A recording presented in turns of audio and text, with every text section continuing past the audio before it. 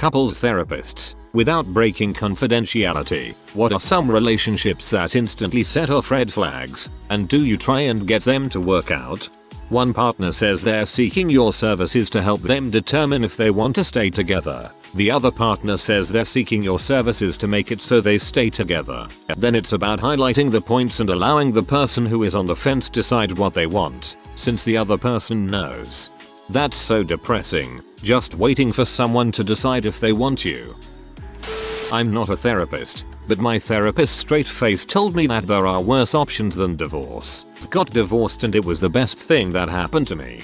That's what my therapist said to me shortly after we got kicked out of couples counseling because my partner was so unmanageable. It genuinely was the best decision for me. My partner is still angry I left, but I've never felt better about myself. Cheers to you and your self-preservation. I saw a couple that was doing retaliatory cheating and telling each other about it. When they got through their anger, they decided to call a truce and made peace. With their level of emotional maturity, I doubt it lasted. I don't know if I helped them or prolonged their suffering. It was their decision to come to counseling, so I think it was the help they wanted. Other clients realize what they really want is divorce counseling. What's the best way to behave civilly and minimize damage to the kids while we go our separate ways? I think it would be great if divorce counseling were normalized.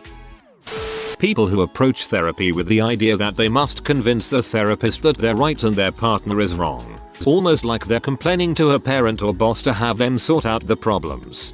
Yes, my patient wanted me to pick a side and complained about the partner every single time. When I pointed that out, that person just said, "You don't understand." Contempt. When I experience true contempt from one in the relationship, I know it is usually over. Look towards a peaceful ending at that point if possible. Contempt, one of Dr. John Gottman's 4 horsemen predictors of divorce, along with criticism, stonewalling and defensiveness. 1. Couples in a tit-for-tat arrangement. For example, I cheated so you can have one night to cheat with whomever, or I violated your trust and did drugs. You can go out and do whatever for one night. It erodes trust and compounds the hurt. 2. An affair that won't end. I've never seen a relationship bounce back where a partner is still in contact with their GFBF. I don't mean an ex-GFBF. I mean the person X is having the affair with, or is lying about it. 3. Control to an excessive amount. I most commonly see partners having to send pictures holding up a certain number of fingers or proving that it's a live picture. This is abuse. 4. Overbearing parents and in-laws. I understand there's a ton of cultural nuance here, and I work with couples who have arranged marriages, as well as the South Asian community. However, when a spouse is more allied with their parents and calls them on speakerphone for fights, or often speaks ill of their partner to their parents, I usually see these couples stay very unhappily married for years. It's sad. If it's not abuse and a partner is willing to end an affair and genuinely work on it, I'll help support. I think couples therapy is sometimes helping couples have the courage to voice what they really want, and that may be separation. As someone who went to couples therapy because of my overbearing mother, we actually did get through it but almost broke up multiple times. We are healing though, and I had learned how to unenmesh from my mother's abuse. Relationship therapist here. One of the biggest red flags I see when working with a new couple is when they've totally forgotten the good. Part of relationship therapy is reconnecting a couple with what they like about each other, what initially attracted them to each other, and what the positives are between them. When people come in and they've been so unhappy for so long that they actually can't remember what it was like to be in love, or to even like each other, they are just about hopeless. You don't have to be happy for therapy to work, but if you can't even reminisce about the good times, then the good times are probably over. When I see a couple in which one or both of the members are seeking to change something fundamental about the other person, we process where the need for the change comes from and the person with the issue evaluates whether it's a deal breaker for them or not. We work on acceptance and tolerance of others. I also recommend my couples are also in individual therapy on their own. It's very easy to work out when one person knowingly prioritizes their own wants and needs over their partner's. Relationships like this are often doomed because the person simply doesn't care enough to make any meaningful change.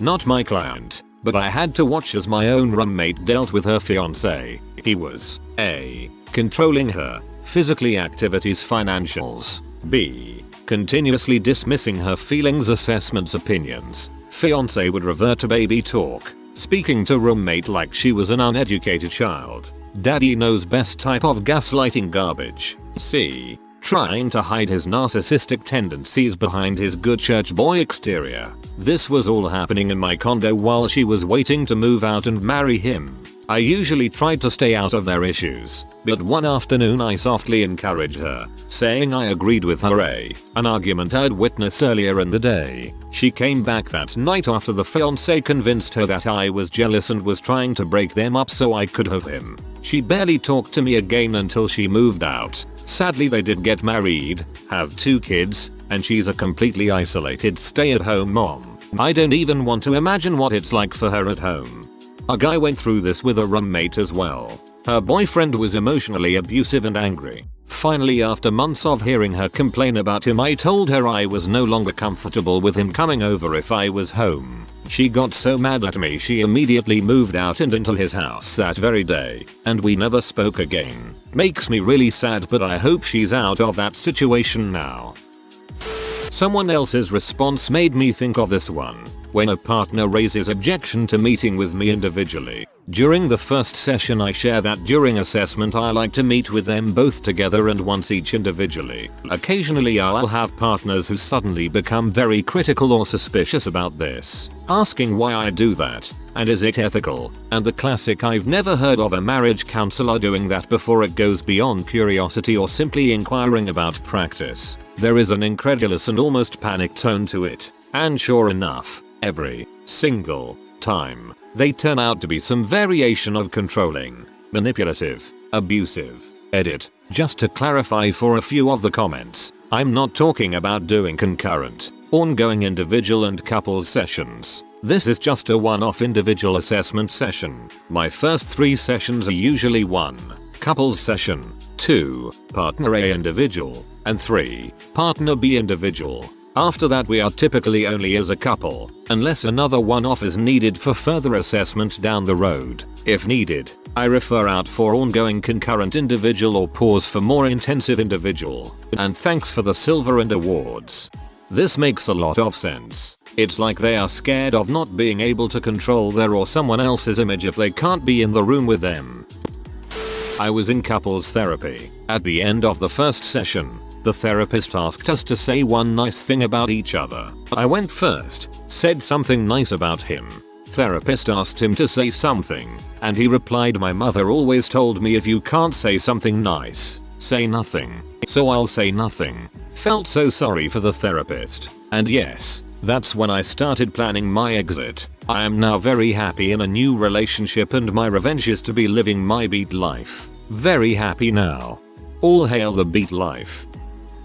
Whataboutism. Instead of taking ownership and responsibility for their contribution to the degradation of the relationship, one or both parties simply point out an example of the other exhibiting a similar behavior. It's a red flag because it illustrates their lack of self-awareness and poor communication skills. Communication is key when trying to mend a tattered relationship, because without respectful communication the conflict recovery process can never begin. In the conflict recovery model, both parties agree to the terms under which they will communicate. No yelling, no interrupting, no "I told you so's," etc. Each party gets a chance to share how the other's actions make them feel. Then they each propose their solutions and identify where they made assumptions or where they got triggered and why. Then they identify where they're willing to compromise. Next, we create an actionable plan with deadlines and we monitor the progress to see if the proposed solutions were effective. Everything can go to crap, but once communication stagnates you're in real trouble. So even if you're arguing you're still doing okay, you just need to work on how you're communicating. This reminds me of Shaw's quote, "The single biggest problem in communication is the illusion that it has taken place." I'll just say that if you find yourself screaming "I'm not freaking yelling at you," you might have a communication problem. My mom used to do that. She'd yell at us and we'd say "Please stop yelling," and she'd respond with "I am not yelling." Constant, needless escalation. When I don't think we need this expensive thing is escalated to you don't really love me. Major problem. It shows up quickly in therapy if you're watching for it. Mostly because the one using this to avoid accountability is almost guaranteed to play this card in relation to therapy itself. Either I had to drag them here or they're just trying to break up with me. What they're doing is avoiding conversation about the issue by blowing it up into a bigger problem than it is, so they can make the other person respond to their feelings rather than dealing with their concerns. High conflict relationships. If frequent and bitter conflict began a few months or less after the relationship began and continued, relationship therapy is going to be a shit show, won't be helpful. Either the conflict will continue indefinitely or come to an end. Not just my opinion. The research supports this. I fixed mine by realizing the conflict was caused by past trauma and mental illness being triggered and fixing those. So I'd say going to the cause is the best bet. I'm not a couples therapist, but I recommended a couples therapist to a co-worker for some premarital counseling. My partner and I had really enjoyed our premarital sessions from this super nice therapist, and when a girl from my work got engaged she asked for his number. The day after their first session I got a call from the girl saying, "I can't believe you sent me to this horrible, invasive, rude counselor." I was in a panic. "Oh no, what happened?" she explained. We went in there and sat down, and the first thing he asked was, "So, why do you want to get married? How rude is that? How dare he?" That's when I realized that maybe their relationship wasn't going to pan out. They called off the wedding a few months later. When one person is entirely dependent on the other, especially at a relatively young age, I mean financially and emotionally, these are typically young women, sometimes young men as well, who do not work, do not have children, stay home all day and have no friends or hobbies outside of hanging out with their spouse. Very unhealthy, and a huge red flag. Always ends in a painful and messy breakup. Generally, we try to get them to find a friend, join a community, get a job or volunteer, something to provide them with self-worth and personal fulfillment outside of their spouse. I always wonder how this ends up happening. The idea of joining a relationship without anything of your own to fall back on is legitimately terrifying. My mom is a therapist and she sometimes tells me a little bit about her cases, nothing specific or identifying. She once came home really upset about a case and told me a little bit. Basically, this guy sent his wife in because she was having trouble with the baby. He came with her and interrupted her at basically every turn and basically told my mom his wife was bipolar. In another session, the patient admitted she almost felt angry with the baby and herself because she knew she would be a terrible mother. Her husband had been saying it since she got pregnant. My mom told me it became almost instantly clear that the husband was manipulative and abusive, and probably trying to stop her from connecting with the child. As soon as my mom suggested she was angry with her husband and not her baby, all of their future sessions were cancelled. That's terrifying. As a clinical psychologist, I focused mainly on behavioral medicine and cognitive assessment, but did my fair share of marriage couples work. Refusal or inability to compromise is a ginormous red flag, one that, I believe, is empirically validated. Compromise is a significant predictor of satisfaction in relationships, and it plays an important role in the long-term success of marriages and relationships in general. I feel a lot like that was my first marriage. You can't have one person doing all the compromising all the time. It just destroys everything. He also wouldn't let me see a therapist though, so I had no idea how toxic and controlling his behavior was. I'm reading through these as a mental checklist to keep in check my own actions, not just my partner's. Thanks everyone for sharing. I'm an MFT, marriage and family therapist, and for me, an unofficial litmus test is when I ask at some point in the first few sessions how the couple met. If there is absolutely no positive affect from either person, no one even cracks a smile, or they just give me a single sentence answer, "We met at a party," that's usually a signal they've been so unhappy so long. Or the conflict is so overwhelming that they can't access those good warm fuzzy feelings from the beginning. I partly wanted to do this job because I'm a romantic at heart and love hearing real love stories, and for the most part, hearing about their first few months together is an actually fun and illuminating part of therapy. Only a few times have I seen the flat or no effect couples, and it breaks my heart every time. I remember learning in grad school that most couples who come for therapy have lived unhappily for an average of 7 years before trying to get help. They come for that first session, and if they aren't cured after that, most think that therapy doesn't work and don't come back. To anyone who may be considering individual or couples therapy as a result of this thread, go for it, and be prepared for it to take some time and energy from you and your therapist. I'm a therapist, new at couples counseling, but one of the flags I've seen is one person digging their heels in and not accepting any feedback or suggestions. Then that person tells me and partner that they are trying. I called him out on it, said that he needed to evaluate what he's willing to do and not do. Needless to say, didn't hear back from them. Another weird one is separating without a plan. All that's gonna do is teach you how to live without each other emo. I would ask them, okay, how do you know when the separation works? I don't know. When I start missing them, I guess, is what I typically hear. My mom is a couples therapist, and she says there are some people that she has told you're not going to work out on the first couple sessions. Our therapist told my ex that, based on our several months of sessions, nothing I did would be good enough for him. She was not wrong. All these responses have made me so much more grateful for my younger sister, who pestered me until I was in tears of anger to leave my ex. Within a week I could see how much better my life was without him. I'll never be able to tell her how much it means to me that she was ready for me to hate her, as long as it meant I was away from him. She might get the idea if you say it just like that. Like, wow, Alicine 0Z can't even describe how much it meant. That means it meant a lot. Unless your sister isn't with us anymore and that's why you can't tell her, in which case. Good question. I doubt I have much to add that others haven't already said, but the biggest one I notice is respect. Respecting space, boundaries, feelings, interests. Relationships are also important, and lack of respect by either person for the other is going to mean big problems. I would definitely try to help them work through it, but it's hard to point out to someone that something they are doing is hurting the other. Which leads to my second red flag, lack of communication. LOL.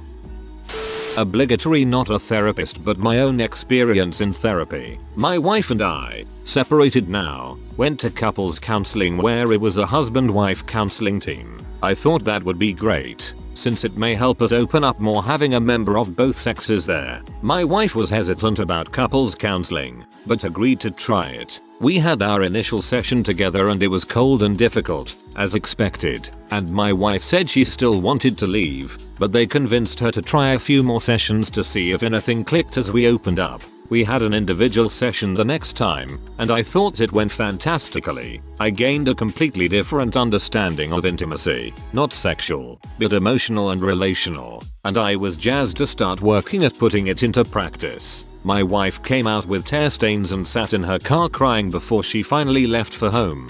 We drove separately because she was coming from work and I from home. Our next appointment was another individual session. The male counselor and I were talking again, and he started digging into my expectations and desires in the relationship, what I loved about wife, etc. He point blank asked me, do you feel wife is a good match for you in life, and that you want to continue this relationship? And I was a little off put, but figured yeah, it's probably a good thing to establish that right off the bat. So I answered emphatically yes, and he just looked heartbroken and so very sad. I knew pretty well right then that we were toast. Wife admitted her affair the day before our next session and left.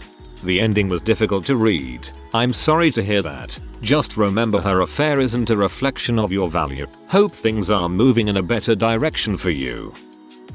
Welp, they used them together on a regular basis. They continued to cheat on one another, fighting in front of their kids, cheating in front of their kids, and oh wait, in front of their kids. When doing couples work, your client is the relationship itself, not person A or B. So of course we try to work it out, even knowing in our head there's no way in fucksville will these toxic mfs ever work this out. And believe me, I tried. I tried so hard, until this thing happened that I will never forget and tell my students about all the time. Person B was like, why don't you tell him, me, about you sleeping with your NBF? Quick note, I'm black and will type this word out to illustrate the hurt this word can cause. At that point I was just like, nah frick this. My dissertation was finished. I had maybe a month left at this spot before leaving the state. I just told them that we're done today and advised them to seek another therapist at the front desk because I was no longer able to accommodate them. I told the boss and I was Gucci. Really, I just wanted to reach over and slap the absolute crap out of dude. Other instances where the typical one person wants to save the relationship while the other person is halfway out the door. It's really depressing actually because you feel for that individual and they are trying, but that other person has other plans. Many of the times the other person was actively cheating and the spouse either knew, or that person would tell me low-key after the session. I hated couples counseling. Y'all never came to me as a first step, only a last resort. Boundary violations. Testing boundaries a little bit is okay, but repeatedly violating boundaries is a big red flag. I work a lot with people who have left abusive relationships and often they doubt they ever will date again and eventually want to. We work on their personal boundaries, but I also suggest some easy boundaries to have and how they can help. Boundary 1. Maintain your routine. If you go to bed at 9 PM and wake up to work out at 5 AM, maintain that. A decent person will respect that. A non-decent person will try to bulldoze through it. It might look like or stay up talking with me. I'm lonely. It's romantic to talk all night. If you aren't a teen, it isn't cute. It actually makes you too tired to be able to be present and critically reflective of the relationship. If they are teasing and making fun of your routine, you probably don't have the same values. It isn't about who is right or wrong. You probably aren't on the same page. Boundary 2. Cultural trend here is to move in together within a month, so might not apply elsewhere so much. For almost 6 months, don't get together more than 3-4 times a week. This boundary helps you to preserve your you-ness. It gives you time for your interests and friends. It very quickly flushes out insecurities or controlling behavior in a potential partner. Other good ones to pay attention to are cute things that violate a boundary. Hey, I have my kids this weekend, so no in-person time and I will only spend time on my phone after the kids go to bed at 8, and guess what? The person cutely surprises you with a coffee. I'd give this one a one-time pass. Thanks for the coffee. Sorry I can't have you in. I'm not ready for you to meet the kids. etc. The person's response to being called out tells you so much. Folks, knowing your boundaries, knowing how to set them and knowing how to maintain them are so very important to your own personal well-being. Also learn how to respect other people's boundaries. Boundaries don't have to be permanent. They can change, but they can change because someone has earned it or lost it. Saying directly to each other, I don't love you. I am just here to try and like you enough to stay together. And the other person replaying with good, we can do that. Partners refusing to listen, absolutely deafening themselves to certain explicit statement, active physical abuse and each person admitting it and trying to be okay with it, name calling in session and when I intervene they both get mad at me, complete disrespect and true contempt with each other, yet refusing to accept their relationship is over. I could keep going. These are obvious red flags. Gottman's research does a good job of answering the opposite of this question. He studies what factors predict a couple will stay together. He has like 90% accuracy. LOL at the both getting mad at you thing. That's crazy. I was just talking about this case today. Years ago when I was starting out, I had a female client come in and she reported anxiety, depression, etc. because her ex-husband was bothering her. I thought that was completely average and normal, so I asked her about it. She recounted many times that her and the ex clashed. I said, you know, you don't have to interact with him and maybe just distancing yourself is the way to go. Then she told me that they still lived together and had no plans of moving. The red flag, indicted I was dealing with two crazy people. Hahaha, my parents are this. Legally separated but live together. I am the poster child for don't stay together for the kids. We are all adults now but they still live together because separating assets is hard and they are both so crazy no one else will keep them company. If you are new to the channel, you can subscribe. I publish new videos every day. Until then, check another video.